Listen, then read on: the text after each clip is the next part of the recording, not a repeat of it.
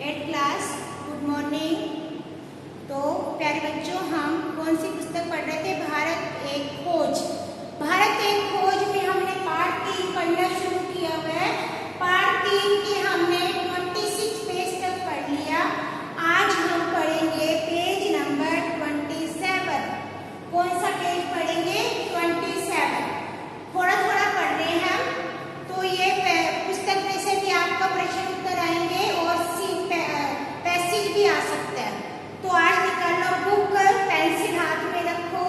Page number 27 का पहला para, महाकाव्य, इतिहास, परंपरा और मिथक। मिथक जो कल्पनाओं से बनती हैं कहानियां। प्राचीन भारत के दो महाकाव्य रामायण और महाभारत। अंडरलाइन करो। प्रश्न नंबर 1, प्राचीन भारत के दो महाकाव्यों के नाम। एक प्रश्न बन चुका। कौन कौन से नाम? रामायण, महाभारत। सदियों, शायद सदियां लगी होंगी, उसके बाद पीठ पर टुकड़े जोड़े जाते रहे। इन ग्रंथों में भारतीय आर्यों के आरंभ का समय का वृत्तांत है। प्रश्न 3। प्रश्न 2 कौन सा बना? भारतीय आर्यों के आरंभ के समय का वृत्तांत कहाँ मिलता है? रामायण और महाभारत में। उनकी विजयों और उस समय के गृह युद्धों का, जब वे अपना विस्तार कर रहे थे और अपनी स्थिति मजबूत कर रहे थे। मुझे इसके अलावा कहीं भी किन्हीं दो पुस्तकों की जानकारी नहीं है जिन्होंने आम जनता के मन पर लगातार इतना प्रभाव डाला हो। इतने प्राचीन समय में रचे जाने के बावजूद भारतीय के जीवन पर आज भी इसका जीवंत प्रभाव दिखाई देता है। ये दोनों ग्रंथ भारतीय जीवन का अंग बनकर रह गए। कौन से दो ग्रंथ? रामायण और महाभारत। ये भारत के लोगों का जीवन बन गए। इनमें सांस्कृतिक विकास की विभिन्न श्रेणियों के लिए ठेठ ढंग से एक साथ सामग्री समान उपलब्ध प्राप्त है।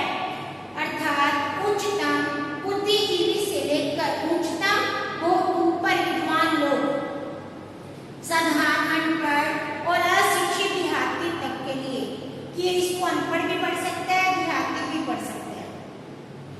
इसके द्वारा हमें प्राचीन भारतीयों का वह रहस्य कुछ समझ में आता है, जिसमें वे अनेक रूपों में विभाजित, जात पात, ऊंच नीच में बटे समाज को एकजुट रखते थे। उनके मतभेदों को सुलझाते थे। उन्होंने एकता का ऐसा नजरिया पैदा किया जो हर तरह से भेदभाव पर छा गया, बराबर बना रहा। भारतीय पुरानी कथाएं महाकाव्य तक सीमित नहीं है। उनका इतिहास वैदिक काल में भी है। अब प्रश्न फिर आ गया, पुरा कथाएं कहाँ तक सीमित नहीं है? उनका इतिहास वैदिक काल में भी मिलता है। कवियों, नाटककारों ने उनका पूरा लाभ उठाते हुए उनकी कथाओं, सुंदर कल्पनाओं की रचना इन्हीं के आधार पर की। अधिकांश पुरा कथाएं प्रचलित कहानियां वीर गाथात्मक है। वीर गाथा वीरों की, जो वीरों के बारे में बखान करे। सत्य पर अड़े रहने, वचन के पालन करने का उपदेश दिया है, चाहे परिणाम कुछ भी हो। जीवन पर्यंत मरणोपरांत वफादारी, साहस, लोकहित के लिए सदाचार, बलिदान की शिक्षा दी गई। देखो कहानियों में कौन सी शिक्षा दी गई? बलिदान की, साहस की, वफादारी की, लोगों की भलाई करने की। कभी ये कहानियां पूर्ण तरह काल्पनिक होती हैं, अन्यथा तथ्य कल्पना के आधार पर बुद्धि रहती है, उनसे अलग नहीं हो सकती। अगले पेज पे आ जाओ। यह सम्मिश्रण मिश्रित मतलब मिली जुली इतिहास का रूप ग्रहण कर लेता है, जो हमें यह भले ना बता सके, निश्चित रूप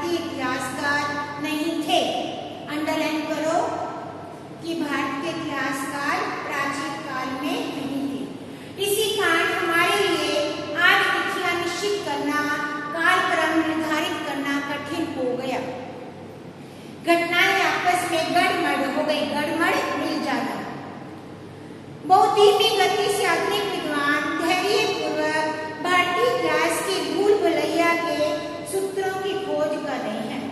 कलखड़ की रास तरंगिणी, अंडरलाइन करो, ये एक लेखक का नाम है जिन्होंने क्या किया। राज तरंगिणी एकमात्र प्राचीन ग्रंथ है जिसमें इतिहास माना जाता है। यह कश्मीर का इतिहास है। इसमें कौन सा इतिहास है? कश्मीर का, जिसकी रचना ईसा की 12वीं शताब्दी में की गई थी। अंडरलाइन करो, रास तरंगिणी की रचना 12वीं शताब्दी में।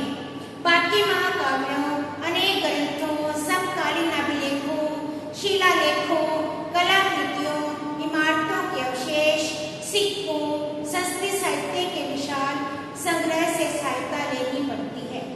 इसके साथ ही विदेशी यात्रियों के सफरनामों से सहायता मिलती है, विशेष रूप से यूनानियों, चीनियों के कुछ आने के बाद अरबों के विवरणों से। ऐतिहासिक बोध के इस स्वभाव को जनता पर प्रभाव नहीं पड़ा। यहाँ की जनता ने अतीत के विषय में अपनी दृष्टि का निर्माण किया। पीढ़ी दर पीढ़ी ये कथाएं चलती रही और तथ्यों में गुंजे रही। अब आ जाओ पेज नंबर 29, महाभारत के बारे में बताएंगे। महाभारत ग्रंथ के बारे में। महाभारत के रूप में रामायण की एक महान रचना है। लोग उसे बहुत प्रेम करते हैं, परंतु महाभारत का दर्जा विश्व की श्रेष्ठतम रचनाओं में से है। बार बार इन ग्रंथों के बारे में आ रहा है। यह कृति होता रचना, परंपरा, दंत कथाओं का, प्राचीन भारत की राजनीति, सामाजिक संस्थाओं का विश्वकोश है। अंडरलाइन कर लो, फिर प्रश्न बनाए। लगभग 10 वर्ष तक से भी अधिक समय तक अधिकारी भारतीय विद्वान इसका प्रामाणिक संस्करण प्रकाशित करने के लिए उपलब्ध पाठों की जांच और मिलान करने में व्यस्त थे। उन्होंने कुछ अंश प्रकाशित करके जारी कर दिए, लेकिन काम अधूरा है। शायद अभी समय था जब भारत में विदेशी लोग आए और वे अपने रीति रिवाज हमारे साथ ला रहे थे। बहुत से रीति रिवाज आर्यों से मेल नहीं खाते थे, इसलिए विरोधी और विचारों और रिवाजों का विपरीत घाल में दिखाई पड़ता है। इसमें बताया जब विदेशी भारत में आए तो उन्होंने भारत पर क्या प्रभाव डाला। आर्यों में स्त्रियों के अनेक विवाह का प्रचलन नहीं था। कौन सी जाति में विवाह का प्रचलन नहीं था? आर्यों में। किंतु महाभारत की एक कथा में एक विशेष नायिका 5 भाइयों की पत्नी है।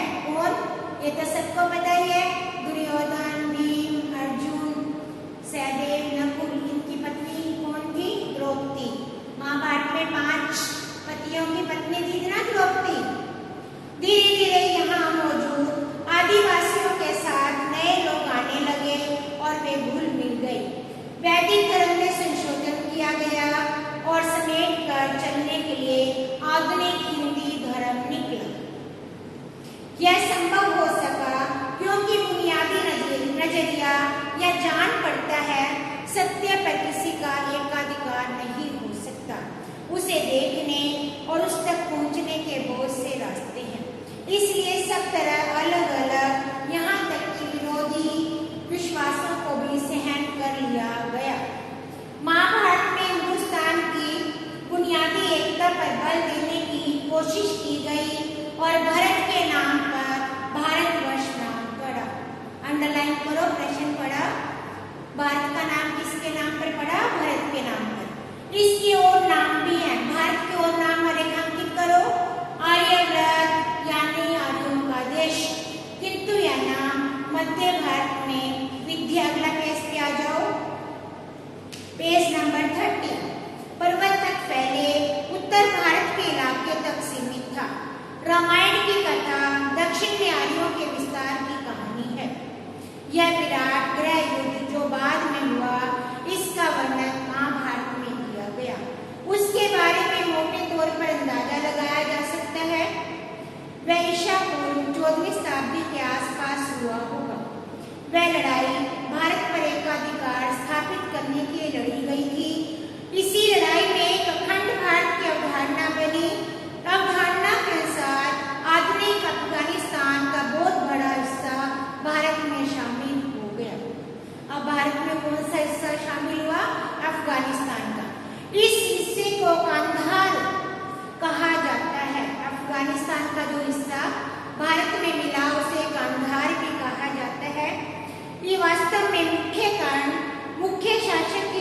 का नाम गांधारी। गांधारी का नाम सुने ना? धृतराष्ट्र की पत्नी कौन थी? गांधारी। जो धृतराष्ट्र कहते हैं आंखों से अंधे, और उनकी पत्नी ने भी आंखों में क्या पट्टी बांध ली थी, और उनकी पत्नी का नाम गांधारी, और गांधार की कन्या थी। दिल्ली नाम का आधुनिक शहर नहीं बल्कि इस इलाके के निकट बसे हुए हस्तिनापुर, इंद्रप्रस्थ नाम के पुराने शहर इस समय भारत की राजधानी बने। अब भारत की राजधानी कौन थी? हस्तिनापुर, इंद्रप्रस्थ। ये दिल्ली के पुराने नाम है। दिल्ली को पुराने दो नामों से पहचानते हैं। महाभारत में कृष्ण से संबंध आख्यान है। प्रसिद्ध काव्य भगवत गीता है। गीता का नाम सुना है ना आपने? गीता पवित्र ग्रंथ है हमारा। गीता के दर्शन के अलावा इस ग्रंथ में शासन कला, सामान्य रूप से नैतिक आचार संबंधी नियमों पर जोर दिया गया। इसके बाद लोक मंगल विशेष वर्ग का नहीं, पूरे विश्व का। लेकिन धर्म स्वयं सापेक्ष है। सत्य, निष्ठा, अहिंसा बुनियादी सिद्धांतों को छोड़कर खुद समय और मौजूदा परिस्थितियों पर निर्भर हो गया। महाभारत तो आपने से देखा है ना कि धृतराष्ट्र ने क्या किया था, दुर्योधन ने क्या किया था, ये सबको पता है। कर्तव्यों और जिम्मेदारियों का परिवर्तन हुआ, समय भी बदलता गया। अहिंसा ने अपना बल, अहिंसा के पर यहाँ दूसरी जगहों ने बल ले लिया। अहिंसा और अच्छे मकसद के लिए संघर्ष करने में अप्रत्यक्ष रूप से विरोध दिखाई नहीं पड़ता। महाकाव्य का केंद्र एक विराट युद्ध है। महाभारत में युद्ध दिखाया ना, 18 दिन कहाँ युद्ध चला था, सबको पता है। कुरुक्षेत्र में 18 दिन महाभारत का युद्ध हुआ था, और श्री कृष्ण भगवान ने गीता का उपदेश भी हमारे कुरुक्षेत्र में ही दिया था।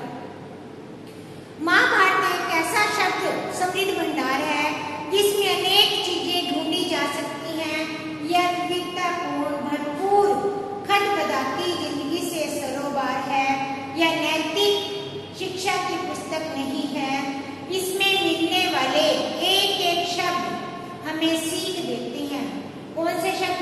दूसरों के साथ ऐसा आचरण नहीं करो जो तुम्हें खुद को स्वीकार्य न हो। इसमें लोक मंगल पर जो बल दिया गया है वह ध्यान देने योग्य है। महाभारत में कहा गया, जो बात लोकहित में नहीं है, जिसे करते समय तुम्हें शर्म आए, उसे कभी नहीं करना चाहिए। ये बच्चों हमारे लिए भी है कि हमें ऐसा काम नहीं करना चाहिए जिसमें दूसरों की भलाई न हो।